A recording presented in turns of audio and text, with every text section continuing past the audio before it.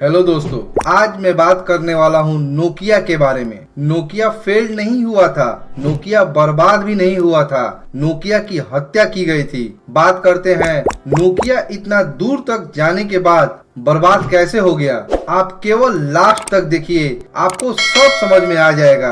ये कंपनी 1965 में फिनलैंड में लॉन्च हुआ था। चलिए स्टेप बाय स्टेप बात करते हैं। ये बहुत तरह के बिजनेस में थी, जैसे communication, information technology, consumer electronic जैसे क्षेत्रों में बिजनेस कर रही थी। देखते देखते दुनिया की सबसे बड़ी कंपनी बन गई थी। मोबिरा नाम की पहली टेलीफोन कंपनी इन्होंने सबसे पहले खरीदा था, जिसने टेलीकॉम हैंडसेट डिवाइस बनाने की तैयारी की। शुरू में इन्होंने बड़े भारी हैंडसेट बनाए थे।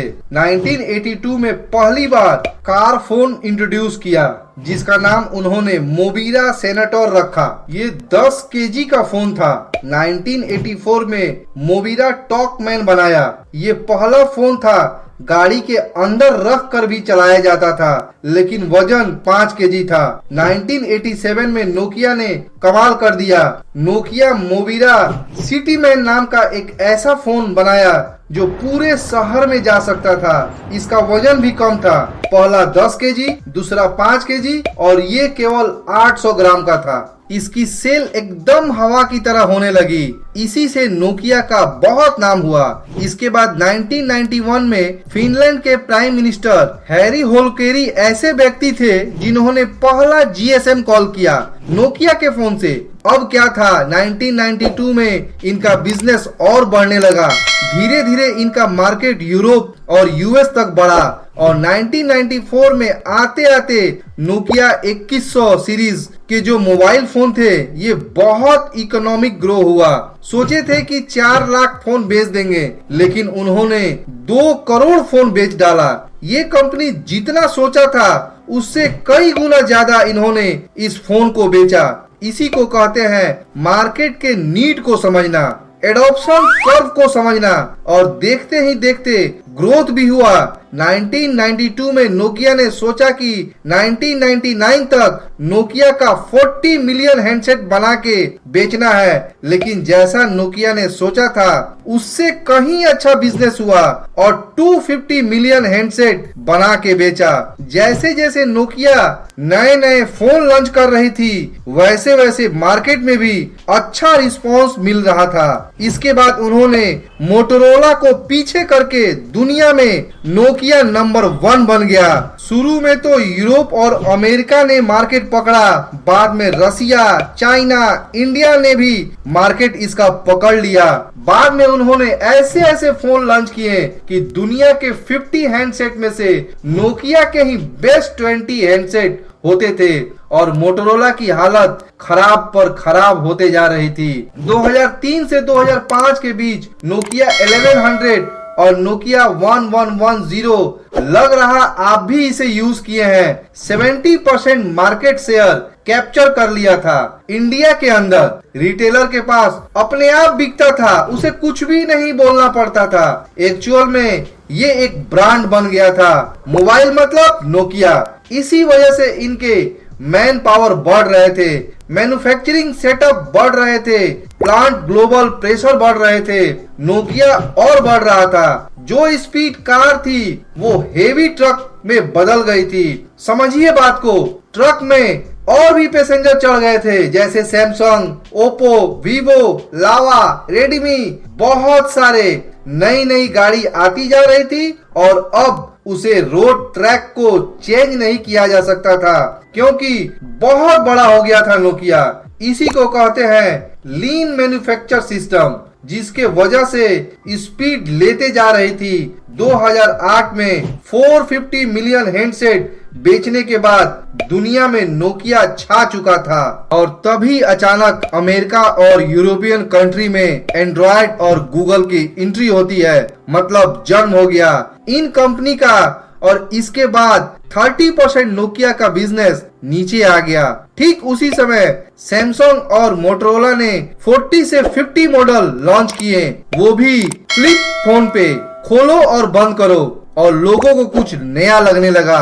इधर अमेरिका और यूरोपियन मार्केट में एप्पल, गूगल और इधर एशियन मार्केट में मोटोरेजर, याद है आपको? ये नाम मोटोरेजर बहुत ही पॉपुलर हुआ था और चाइना इतनी तेजी से मोबाइल बनाना चालू किया कि वो सारे मोबाइल बिजनेस को धराशायी कर दिया। जितनी देर में सभी सोचते थे कि कौन सा मोबाइल बनाया जाए, तब तक चाइना मार्केट में बना करके लॉन्च कर देता था और चाइना मोबाइल बनाने में इतना फास्ट हो गया कि अमेरिका और यूरोप भी चाइना के तरफ आने लगे। चाइना हब बन गया मोबाइल का। 2007 और 8 तक एप्पल और गूगल छोटे छोटे कांटों की तरह चुभ रहे थे। वही 2009-10 में वो तलवार और भाले बन गए। तब नोकिया भी बदलने के लिए तैयार हुआ। उनके पास भी अच्छी टेक्नोलॉजी थे और बनाते भी थे, लेकिन जब तक बनाकर मार्केट में लॉन्च करते थे तब तक मार्केट बहुत आगे निकल जाता था और मिड रेंज के अंदर एंड्रॉयड और बढ़ने लगा और छोटी रेंज में चाइना से कौन लड़ेगा? कोई नहीं। एप्पल, गूगल के आने के बाद नोकिया को ये बात समझ में नहीं आई कि अब क्या इंडस्ट्री हार्डवेयर की रह गई है, अब इंडस्ट्री सॉफ्टवेयर की हो गई है। दुनिया हार्डवेयर से सॉफ्टवेयर में चेंज हो रही थी और नोकिया हार्डवेयर में ही फंसा हुआ था। वो कहता था हमारा मोबाइल फेंको, टूटता नहीं है। एप्पल तो 2010 में बहुत बिजनेस करने लगा। एप्पल के पास 3 लाख एप्लीकेशन आ चुके थे। वही गूगल भी करीब करीब 1.25 लाख एप्लीकेशन के पास पहुंच चुका था। वही नोकिया अभी तक सिम्बियन को लेकर चिपका हुआ था। इसके पास 20,000 मोबाइल एप्लीकेशन भी नहीं थे। अब यहीं से समझिए कि नोकिया का मर्डर कैसे हुआ। एप्पल और गूगल की कम्युनिटी बन गई थी। गूगल के एंड्रॉयड में ऐसा प्लेटफॉर्म तैयार हुआ, ऐसा प्लेटफॉर्म बिल्ट हुआ जब सभी आकर अपने मोबाइल ऐप बना सकते हैं। हैंडसेट वाले फालतू दिमाग नहीं लगाते, एंड्रॉयड में शिफ्ट हो गए। सभी एंड्रॉयड में जाने लगे और एक कम्युनिटी बन गई। वही सैमसंग, एलजी, एचटीसी वाले ऊपर जा रहे थे और नोकिया अपने गलत सिस्टम की वजह से बिजनेस खराब होते जा रही थी और इसी वजह से इसको अपने एम्प्लॉय भी कम करने पड़े। फिर भी सिम्बिया को पकड़े रखा। इतने में 2011 आ गया। पूरी दुनिया बदल गई, लेकिन नोकिया वहीं का वहीं रह गया। नोकिया ने सोचा मेरा सीईओ गलत है, उसको हटा दिया और नए सीईओ के रूप में स्टेफन एलोप ने ज्वाइन किया।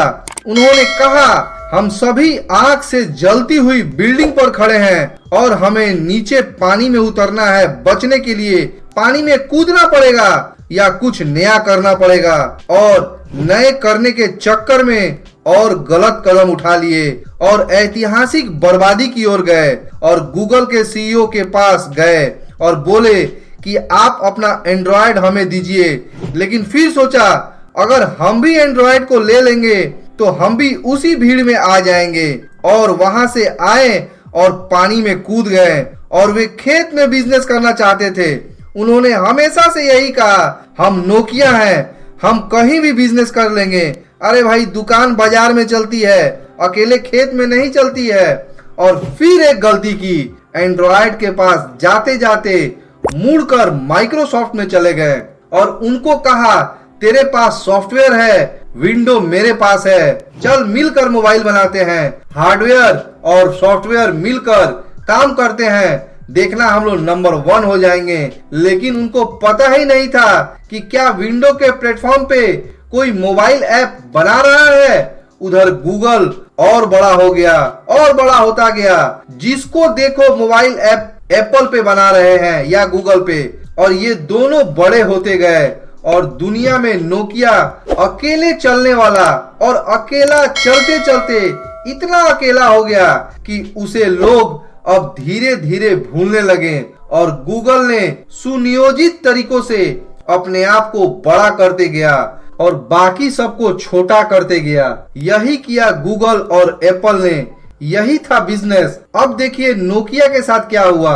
एक है जो मोबाइल ऐप का ओनर है, एक है जो उसका डेवलपर है और एक है जो उसका मैन्युफैक्चरर है। ये तीनों एंड्रॉयड पे आ गए और ये तीनों मिलकर गूगल पर निर्भर हो गए और ये बन गया गूगल का इकोसिस्टम और सभी जगह गूगल एंड्रॉयड ही रह गया। और यही चीज नोकिया नहीं कर पाया। एंड्रॉयड के सिस्टम में hardware, software developer, application, e commerce, advertising, search, सभी चीजें इसमें आ गया। मतलब ये सभी एंड्रॉयड के इकोसिस्टम में आ गया। नोकिया ने अपने आप को चेंज किया। सभी बोलते थे नोकिया ने चेंज नहीं किया। गलत बात, चेंज किया लेकिन गलत दिशा में किया। कूदे लेकिन गलत नदी में कूदे और सोचे मैं अकेले तैरूंगा। आपको भी नया इकोसिस्टम बनाना होगा। जैसे आने वाले दिनों में पेटीएम नया इकोसिस्टम बनने वाला है, यूट्यूब बहुत बड़ा इकोसिस्टम है, बैंक एक बड़ा इकोसिस्टम है। नोकिया की तरह अकेले में बिजनेस मत करो, अपने साथ कम्युनिटी को बिल्ड करो। जिसके पास जनता है दुनिया उसी की सुनता है। जिधर ट्रैफिक ज्यादा है उधर घुसकर कम्युनिटी बिल्ड कीजिए। और देखते देखते नोकिया का बिजनेस नीचे की तरफ आ गया।